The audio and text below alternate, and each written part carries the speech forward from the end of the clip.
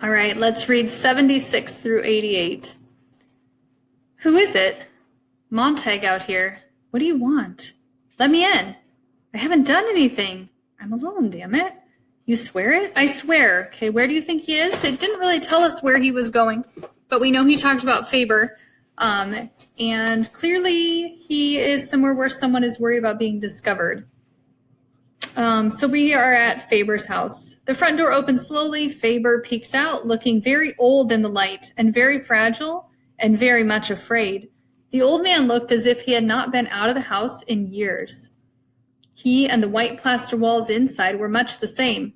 There was white in the flesh of his mouth and his cheeks, and his hair was white, and his eyes had faded with white in the vague blueness there. Then his eyes touched on the book under Montag's arm, and he did not look so old anymore, and not quite as fragile. Slowly his fear went. I'm sorry, one has to be careful. He looked at the book under Montag's arm and could not stop. So it's true. Montag stepped inside, the door shut. Sit down. Faber backed up, as if he feared the book might vanish if he took his eyes from it. Behind him, the door to a bedroom stood open, and in that room a litter of machinery and steel tools were strewn upon a desktop. Montag had only a glimpse before Faber, seeing Montag's attention diverted, turned quickly and shut the bedroom door and stood holding the knob with a trembling hand. His gaze returned unsteadily to Montag, who was now seated with the book in his lap. The book, where did you... So Faber is hiding something. I stole it. Faber, for the first time, raised his eyes and looked directly into Montag's face. You're brave. No, said Montag, my wife's dying. Remember, by that he means that she's subconsciously trying to commit suicide. She's just crazy. This life that she's living is not satisfying her. A friend of mine's already dead. Someone who may have been a friend was burnt less than 24 hours ago, speaking of Mrs. Blake. You're the only one I knew who might help me to see. And notice that with Faber's eyes being kind of white, that was mentioned on 76, he may be going blind a little bit. But it's interesting that here the blind man is the one who's able to see. And the people who can see are seeing all the wrong things, and they are the ones who are blind. We see that especially with Mildred. So this society, it's killing people. Not intentionally, but this way that they're living, it's not satisfying them. Faber's hands itched on his knees. May I? Sorry, Montag gave him the book. It's been a long time. I'm not a religious man, but it's been a long time. Faber turned the pages, stopping here and there to read. It's as good as I remember. Lord, how they've changed it in our parlors these days. Christ is one of the family now. I often wonder if God recognizes his own son the way we've dressed him up, or is it dressed him down? He's a regular peppermint stick now, all sugar, crystal, and saccharin. Sugar. When he isn't making veiled references to certain commercial products that every worshiper absolutely needs. Remember that the book Montag stole was a Bible. And so it's kind of fascinating what they're saying this culture has done with faith. Jesus is still alive. He's on TV. They haven't gotten rid of him. But they make him into just one of their characters. And they actually use him so that people who believe, who knows what they believe anyway, they can't read the Bible. People that believe in him see him advertising for commercials. Okay, that's what they've turned Jesus into in this society. They absolutely need. Faber sniffed the book. Do you know that books smell like nutmeg or some spice from a foreign land? I loved to smell them when I was a boy. Lord, there were a lot of lovely books once before we let them go. Faber turned the pages. Mr. Montag, you are looking at a coward. I saw the way things were going a long time back. I said nothing. I'm one of the innocents who could have spoken up and out when no one would listen to the guilty. But I did not speak and thus became guilty myself. And when finally they set the structure to burn the books, got to turn the lights back on. Hold on. Okay, notice again, it's not the government taking the books from the people. It's that the people gave up reading. And so the government got rid of them. So again, it's on us, guys. This is not something the government is going to do to us. This is something we are doing to ourselves. But I did not speak and thus became guilty myself. And when finally they set the structure to burn the books using the firemen, I grunted a few times and subsided, for there were no others grunting or yelling with me by then. Now it's too late. Faber closed the Bible. Well, suppose you tell me why you came here? Okay, this sounds like the Nazi book burning video, where they could see warning signs that Hitler was becoming too powerful and dangerous. And they said, it'll be fine. I'm sure the government, the police will protect us. I'm not worried. They could see the warning signs, but they ignored them. And then there was no one left to speak up. Someone included in their journal a quotation. I'm going to have to look this up and maybe include it in the next video. I think I'm going to do that, so I'm not going to mention it quite yet, but I'll come back to it.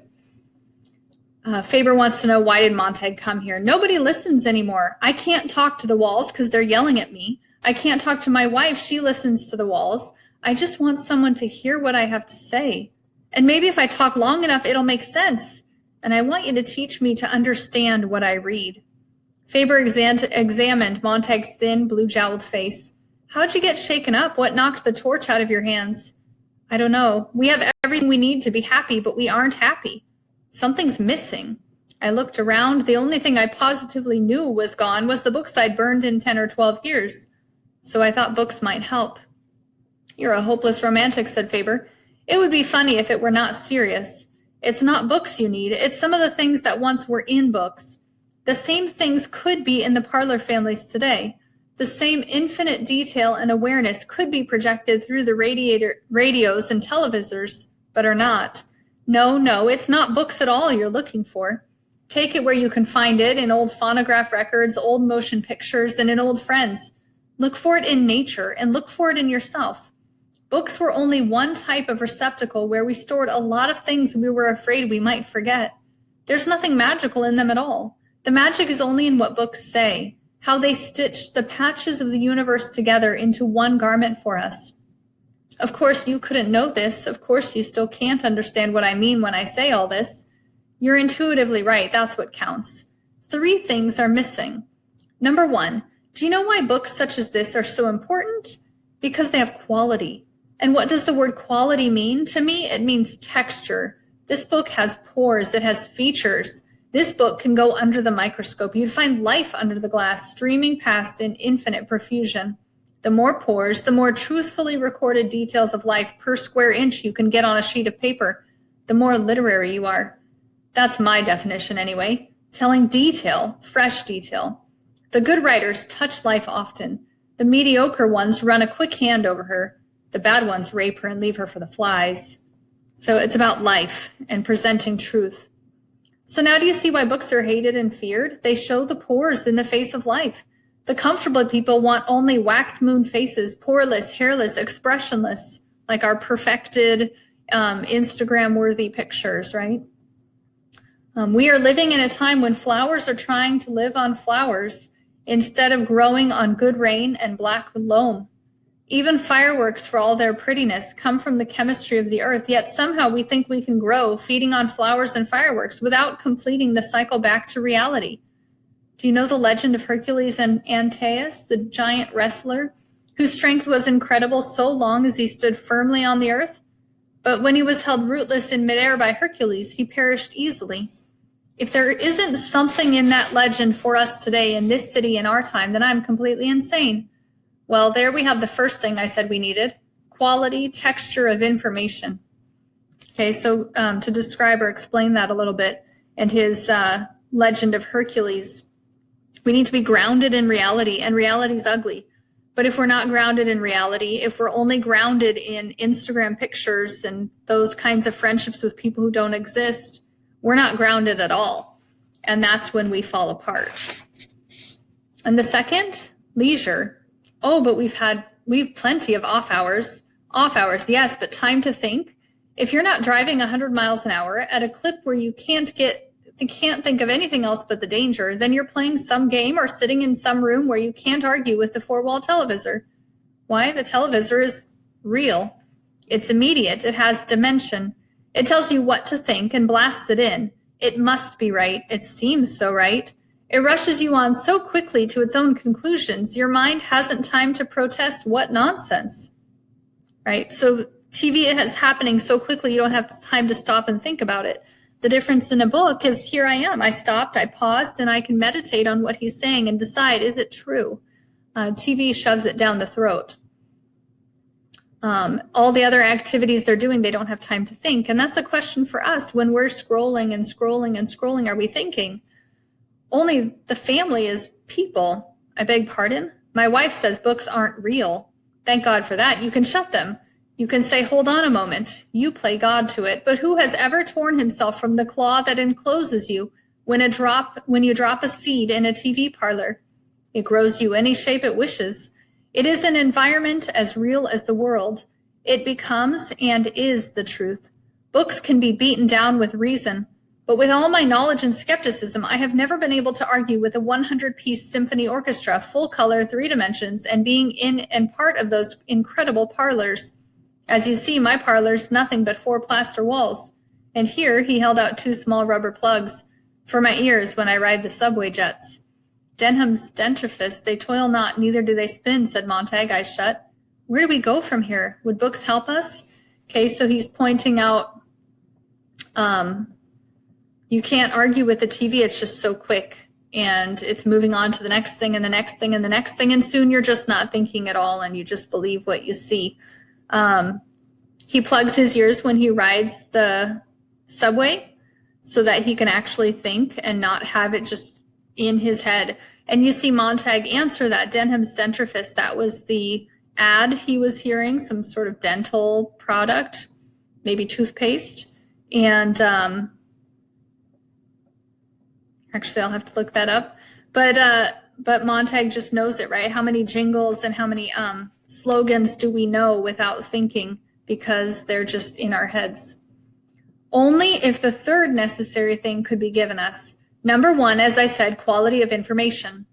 Number 2, leisure to digest it. And number 3, the right to carry out actions based on what we learn from the interaction of the first 2. And I hardly think a very old man and fireman turned sour could do much this late in the game.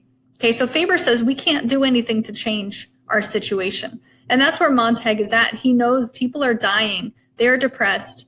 Life is not going well. We need to do something. And Faber says we can't. Just try to keep yourself sane. But I don't know how Montag will react to this. So number 1 was quality of information. Number 2 was time to think. And number 3 is the right to carry out actions based on what we learn.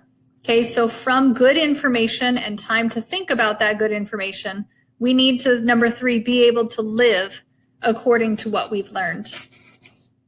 I can get books. You're running a risk. That's the good part of dying. When you've nothing to lose, you run any risk you want, right? Because it can't get worse than what it is for Montag. There, you said an interesting thing, laughed Faber, without having read it. Are things like that in books? But it came off the top of my mind. All the better. You didn't fancy it up for me or anyone or even yourself. Montag leaned forward. This afternoon, I thought that if it turned out that books were worthwhile, we might get a press and print some extra copies. We? You and I. Oh, no, Faber sat up. But let me tell you my plan. If you insist on telling me, I must ask you to leave. But aren't you interested? Not if you start talking the sort of talk that might get me burnt for my trouble. Notice Faber's not willing to die for this, for helping others. The only way I could possibly listen to you would be if somehow the fireman structure itself could be burnt. Now, if you suggest that we print extra books and arrange to have them hidden in firemen's houses all over the country so that seeds of suspicion would be sown among these arsonists, bravo, I'd say. Notice the, it could be alliteration. It could also be consonants.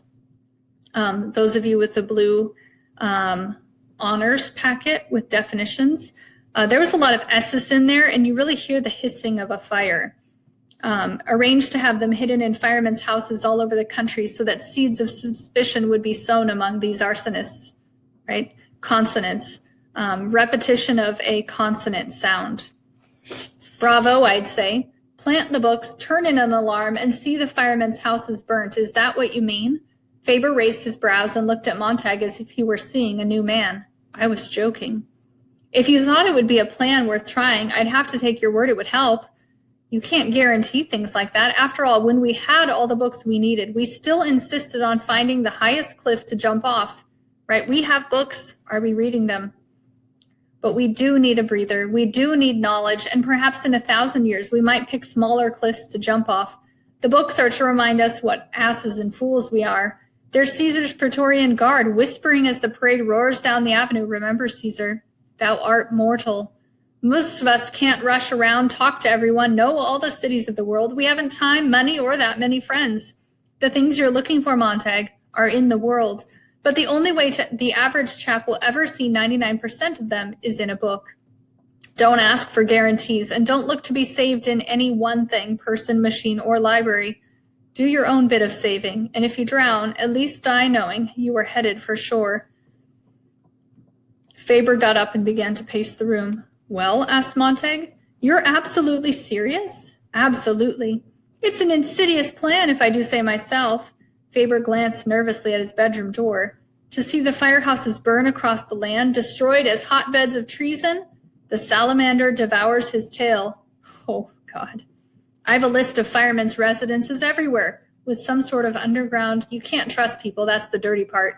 You and I, and who else will set the fires? Aren't there professors like yourself, former writers, historians, linguists, dead or ancient? The older the better, they'll go unnoticed. You know dozens, admit it. Oh, there are many actors alone who haven't acted Pirandello or Shaw or Shakespeare for years because their plays are too aware of the world. We could use their anger, and we could use the honest rage of those historians who haven't written a line for 40 years. True, we might form classes in thinking and reading. Yes, but that would just nibble the edges. The whole culture's shot through. The skeleton needs melting and reshaping. Good God, it isn't as simple as just picking up a book you laid down half a century ago. Remember, the firemen are rarely necessary. The public itself stopped reading of its own accord. You firemen provide a circus now and then at which buildings are set off and crowds gather for the pretty blaze. But it's a small sideshow indeed, and hardly necessary to keep things in line. So few want to be rebels anymore, and out of those few, most like myself scare easily. Can you dance faster than the white clown? Shout louder than Mr. Gimmick and the parlor families? If you can, you'll win your way, Montag. In any event, you're a fool. People are having fun. Committing suicide, murdering? A bomber fight had been moving east all the time they talked, and only now did the two men stop and listen, feeling the great jet sound tremble inside themselves. Okay, so there's that war again. And now we see it compared to, juxtaposed with, a war inside of their culture. Everyone loves the white clown and Mr. Gimmick and parlor families. They love Instagram and Facebook and TV and movies and video games. They love it so much that they don't care that they're not reading, and they don't care that their life is not really life anymore, that their life is shallow and empty. People are having fun, but what is it, right? Are they really having fun? Are they really happy? Patience, Montag. Let the war turn off the families. Our civilization is flinging itself to pieces. Stand back from the centrifuge. Okay, Faber thinks that it will implode and then they can start over. There has to be someone ready when it blows up. What, men quoting Milton, saying, I remember Sophocles? Reminding the survivors that man has his good side too? They will only gather up their stones to hurl at each other. Montag, go home. Go to bed. Why waste your final hours racing about your cage, denying you're a squirrel? Then you don't care anymore? I care so much I'm sick. And you won't help me? Good night. Good night. Montag's hands picked up the Bible. He saw what his hands had done, and he looked surprised. Would you like to own this? Faber said I'd give my right arm. Montag stood there and waited for the next thing to happen. His hands, by themselves, like two men working together, began to rip the pages from the book. The hands tore the flyleaf, and then the first, and then the second page. Idiot, what are you doing? Faber sprang up as if he had been struck. He fell against Montag. Montag warded him off and let his hands continue. 6 more pages fell to the floor. He picked them up and wadded the paper under Faber's gaze. Don't, oh, don't, said the old man. Who can stop me? I'm a fireman. I can burn you. The old man stood looking at him. You wouldn't. I could. The book, don't tear anymore. Faber sank into a chair, his face very white, his mouth trembling. Don't make me feel anymore. What do you want? I need you to teach me. All right, all right. Montague put the book down. He began to unwad the crumpled paper and flatten it out as the old man watched tiredly. Faber shook his head as if he were waking up. Interesting, right? Montague, have you any money? Some, $500. Why? Bring it. I know a man who printed our college paper half a century ago. That was the year I came to class at the start of the new semester and found only one student signed up for drama from Aeschylus to O'Neill. You see how like a beautiful statue of ice it was melting in the sun. I remember the newspapers dying like huge moths. No one wanted them back. No one missed them. And then the government, seeing how advantageous it was to have people reading only about passionate lips and the fist in the stomach, circled the situation with your fire eaters. So, Montague, there's this unemployed printer. We might start a few books and wait on the war to break the pattern and give us the push we need. A few bombs and the families in the walls of all the houses, like harlequin rats, will shut up. In the silence, our stage whisper might carry. So his plan is, well, let's prepare and wait, and if this implodes, we'll be ready. They both stood looking at the book on the table. I tried to remember, said Montague, but hell, it's gone when I turn my head. God, how I want something to say to the captain. I've read enough, so he's read enough, so he has all the answers, or seems to have. His voice is like butter. I'm afraid he'll talk me back the way I was. Only a week ago, pumping a kerosene hose, I thought, God. Okay, so Montague says that he needs an umbrella to keep off the rain. It's kind of this flood happening to him, and he wants some help when he talks to Beatty. The old man said nothing, but glanced once more nervously at his bedroom. Montague caught the glance. Well, and I'll let you continue reading from here. You'll have to see what Faber is hiding.